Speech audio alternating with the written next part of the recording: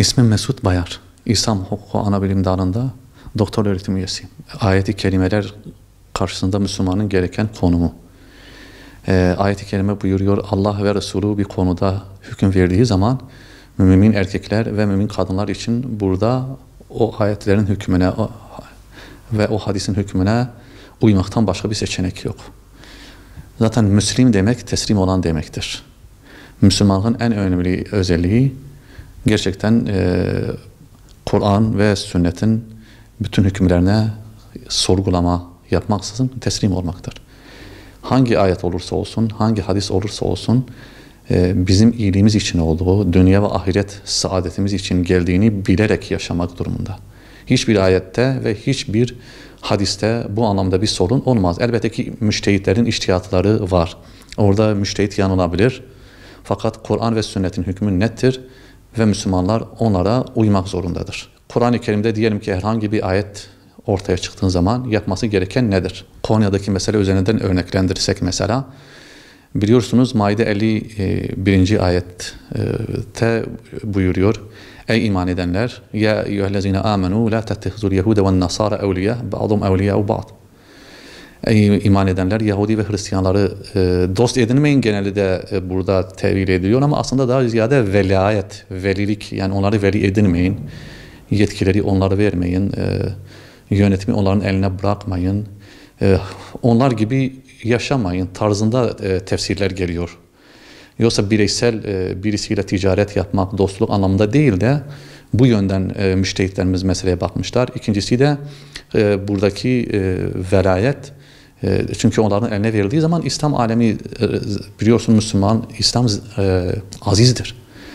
Biz yetkiyi, yönetimi başkasının eline verdiğimiz zaman zelil duruma düşeriz ki şu an günümüzde biz bunu yaşıyoruz. Bu ayet bunu kastediyor. Yani velayetiniz Allah ve Resulü'nün olsun. İnneme, başka bir ayette de şöyle buyuruyor. İnneme veliyukumullahu ve Resulü ve lezine amenu. Sizin velileriniz, orada yine mealler diyor, dost diyor ama aslında mesela dost değildir. Diyor sizin veliniz Allah'tır, Resulüdür ve müminlerdir. Burada da yani hem dost anlamına da gelebileceği gibi daha ziyade vurgulanan olay yani tabi olmanız gereken, itaat etmeniz gereken, bulunmanız gereken yer. Allah Resulü ve müminlerin yeri olmalıdır. Beraber bulunma, beraber güç verme anlamdaki şeylerle ilgilidir bu velayet. Bu bağlamda mesele bu olunca aslında bu ayetin içeriğinde diğer dinleri tahkir, tezyif ve işte nefret belirten herhangi bir şey de yoktur. Sadece Müslümanlara bir yol ve yöntem gösteriyor. Müslümanların bu konuda davranması gereken burada müştehitlerin biraz önce bahsettiğim tespitlerine uymaktır. Tefsircilerimiz hepsi böyle uymuşlardır. Bir de şunu söylemek istiyorum. Bazı ayetler içtihatsız, tefsirsiz açıklanamıyor. Çünkü bazı ayetlerin öncesi var, sonrası var. Geldiği toplumun o andaki yönlendirmesi var. Bu bağlamda tefsirsiz bazı ayetlerin açıklanmaması, yani özel bir sohbet, özel bir ders ayrı, tefsiri olmadan bir yerde asmak problemi meydana getirebilir. Bu konuda bence bir yanlışlık yapıldı. Ona katılıyorum. Çünkü insanlar bu ayeti yanlış yere çekebilirler ki nitekim çekildi. Fakat şunu da söylemek gerekirse biz bir hata yaptığımız zaman da o hatamızın sebebini bilip eğer o hatamızdan vazgeçiyorsak o hatamızda Müslümanlar için vazgeçmemiz lazım. Yani birisi bizi işte zorladı diye vazgeçsek bu geri çekilme oluyor, yanlış bir durumdur. İnanarak Müslümanların maslahatı için gerçekten iyi olmadığını düşünerek o şeyleri kaldırabilmek mümkün. Fakat gördüğüm kadarıyla sanki baskılardan sonra bu oldu. Bu yanlış bir durumdur. Çünkü bir defa ayetin kelimesinde nefret söylemi diyorlar bu İslam düşmanı, dinsiz kesim.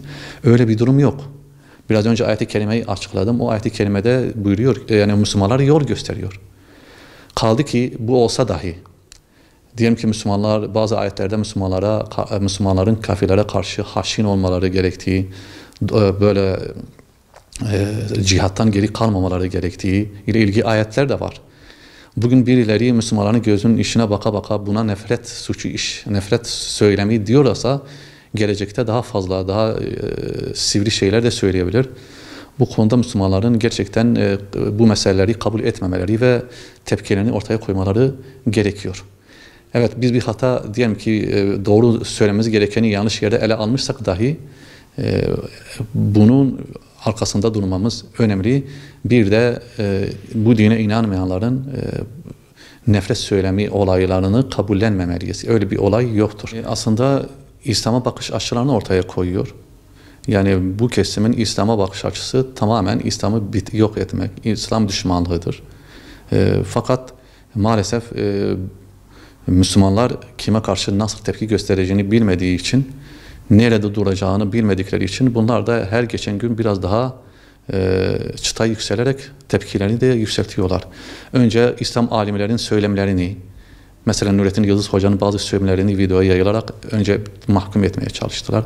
Sonra bazı mezhep imamlarının ihtilaflarını gündeme getiriyorlar. Özellikle bu evlenme ile ilgili bazı konular, cinsellikle ilgili bazı konular dile getiriyor. Orada yavaş yavaş insanların zihinlerinde bir ön yargı oluştuktan sonra İslam alimlerinin hepsi, müştehitlerin hepsini gözden düşürme, böyle olduktan sonra direkt sıraya önce hadisleri, daha sonra da hadisleri kabul etmeme ve en son da Kur'an-ı Kerim hakkında. Bunlar ise en son aşamada görevlerini getiriyorlar. Direkt Kur'an'la, İslam'la problemleri var. Ama kimse maalesef bu durumu göremiyor ve onlar da maalesef yol alıyorlar. Tepkimizi bu şekilde ilmi çerçevede veyahut da ümmetin maslahatına olacak çerçevede her kesim kendi çapında göstermelidir. Rabbim bütün Müslümanlara basiret nasip etsin ve her konuda hem maslahatla hareket edip hem maslahatla o hareketi sonlandırmayı nasip etsin diyorum.